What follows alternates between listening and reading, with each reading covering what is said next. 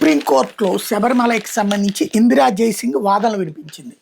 శబరి ఎంగిలి తిన్నటువంటి గొప్ప పురాణ గాథలు చెప్పుకున్నాం మనం. అలాంటి శబరికి శబరిమలలో ప్రవేశం ఏది అంటూ అది చాలా గొప్పగా రాసుకొచ్చినాయి మన పత్రికలు. సిగ్గు శరం లేదా?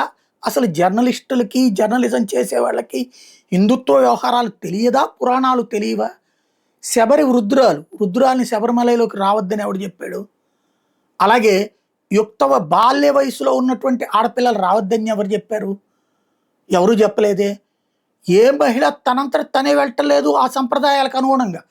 కానీ దేవుడి మీద నమ్మకం లేనటువంటి నాస్తికులమని చెప్పుకునేటటువంటి ఇద్దరు రాక్షసులు, ఇద్దరు తాటకిలు ఆ గుళ్ళో ప్రవేశించినటువంటి కుట్రకి తెగబడ్డారు.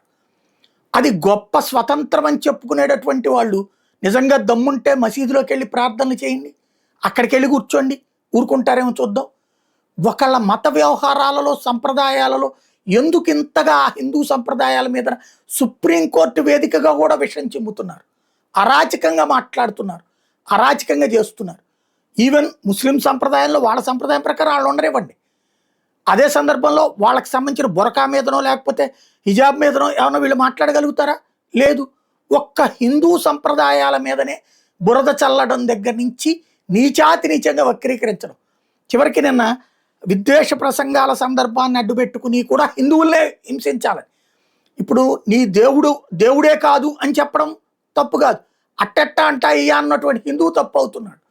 ఇలాంటి వాటిలో క్రమంగా హిందువులు చైతన్యవంతులు కాకపోతే ఒక బంగ్లాదేశ్ లాగా మనల్ని తయారు చేస్తారు.